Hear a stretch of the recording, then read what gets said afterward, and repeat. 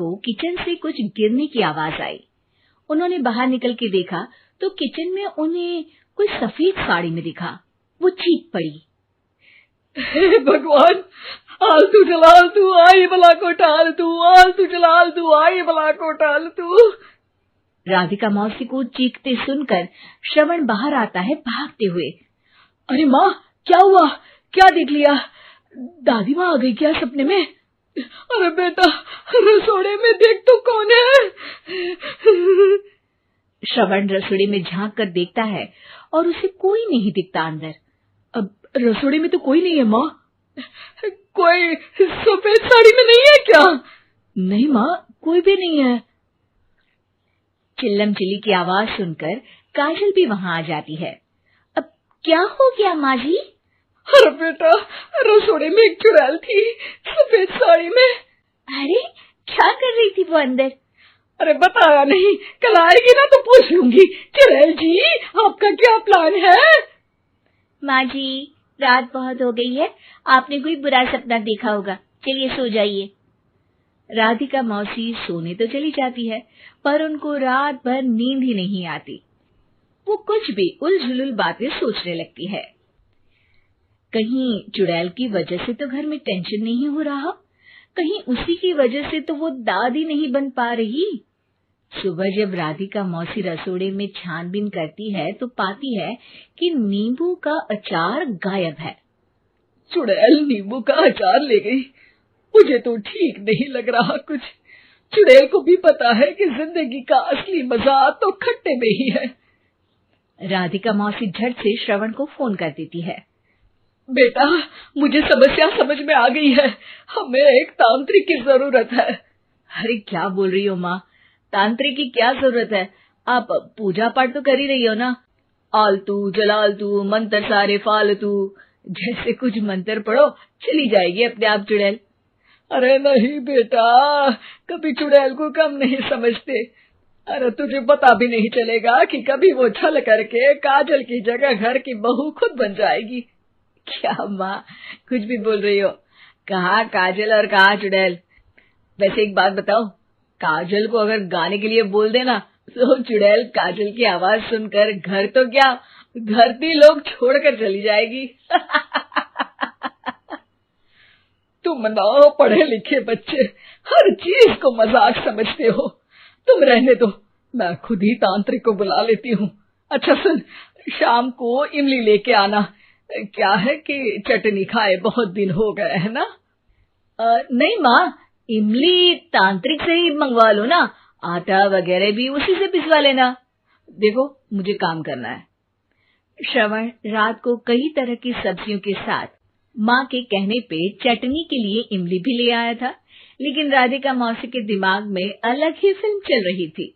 उन्हें अब सिर्फ शक ही नहीं यकीन होने लगा था कि शायद चुड़ैल ने श्रवण पर अपना जाल बिछा दिया था, जिस वजह से श्रवण उनकी बात ही नहीं मान रहा था। पर कोई नहीं, आने वाली रात में राधिका मौसी खुद तैयार हो गई चुड़ैल को पकड़ने के लिए। रुद्राक्ष की माला, तुलसी का पत्ता, हनुमान चालीसा सब हाथ के पास ही था, बस चुड़ैल का इंतजार था। और जैसा राधिका मौसी ने सोचा था वैसा ही हुआ। वो चुड़ैल उस रात भी आई, पर वो राधिका मौसी से तेज निकली और राधिका मौसी के उससे पकड़ने के पहले ही वो भाग खड़ी हुई।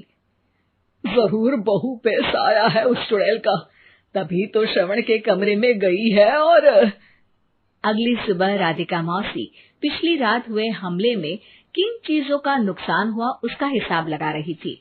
उनके खेमे से एक आम के अचार की शीशी भी गायब हो चुकी थी और वो इमली भी जो कल श्रवण लेकर आया था। राधिका मौसी इस बारे में सोच ही रही थी कि श्रवण जल्दी से रसोड़े में आकर दवाइयों की पोटली ढूंढने लगता है। अरे बेटा, क्या हो गया?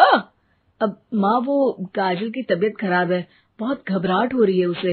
हे भगवान, मैंने पहले ही कहा था कि तांत्रिक को बुला लेते हैं, पर नहीं, अब देखो उस चुड़ैल ने काजल को अपने वश में करना शुरू भी कर दिया है। हालांकि श्रवण भूतों में विश्वास नहीं करता था, पर अब वो भी डर जाता है और राजी हो जाता है एक तांत्रिक को बुलाने के लिए। कुछ ही घंटों में तांत्रिक आ जाते हैं और राधिका मौसी तांत्रिक जी को सब बता देती है। घोर संकट, घनघोर संकट, चुड़ैल को मारू जोर चाकट, ओम भट स्वाहा खटखा के आहा। अरे ये क्या मंत्र है? मेरे खुद के ओरिजिनल मंत्र है, कल रात को ही लिखे हैं, अच्छे लगे तो दाद चाहूंगा। एक और मंत्र सुनो, अर्ज किया है आब्राकडाब्रा, दिल्ली बम्बई आगरा, चंदा मामा सोवरले सुरन मामू जारा। ये मंत्र है? अरे कोई 40 वालीसा पढ़ो ना। वक्त कम है, 40 नहीं पड़ेंगे, 20-25 में काम चलाना पड़ेगा। अलग निरंजन जाके लंदन, मुफ्त का मंजान घिस मेरे नंदन। अरे जल्दी करो तांत्रिक जी, जल्दी करो। तांत्रिक अपने उल झलूल मंत्र पढ़ने लगता है। श्रवण को तांत्रिक पे शक होता है। वो अपने एक डॉक्टर दोस्त को कॉल कर देता है ताकि कोई अनहोनी हो तो इमरजेंसी में चीजें मैनेज हो जाए। तांत्रिक धुनी रमाता है, जिसकी वजह से कमरे में काफी धुआं हो जाता है और जिसकी वजह से बहू की घबराहट बढ़ जाती है। अब भागेगी चुड़ैल। हाँ। बहू खांसते हुए धुएं से बचने के लिए बाहर चली जाती है। अरे भाग रही है, भाग रही है। पीछे पीछे श्रवण भी जाता है। बहू एक सोफे पर बैठ जाती है। तभी डॉक्टर दोस्त आ जाते हैं और श्रवण को पानी लाने के लिए कहते हैं।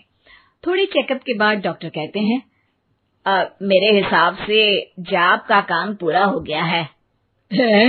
क्या मतलब?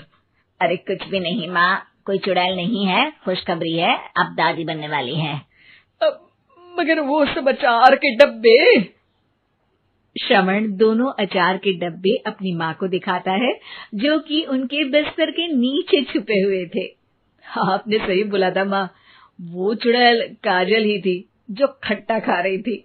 हमें कल ही पता चला, पर हमने आपको ये तांत्रिक वाला काम करने दिया ताकि आपको भरोसा हो जाए कि भूत वगैरह कुछ होता ही नहीं। अच्छा अच्छा, ये तो बड़ी खुशी की बात है, पर बेटा मुझे एक झाड़ू तो ला दे। क्यों माँ? ये तांत्रिक का भूत उतारती हूँ मैं। अब तांत्रिक राधा मौसी के डर से घर से भाग निकलता है और राधा मौसी उसके पीछे भागती है।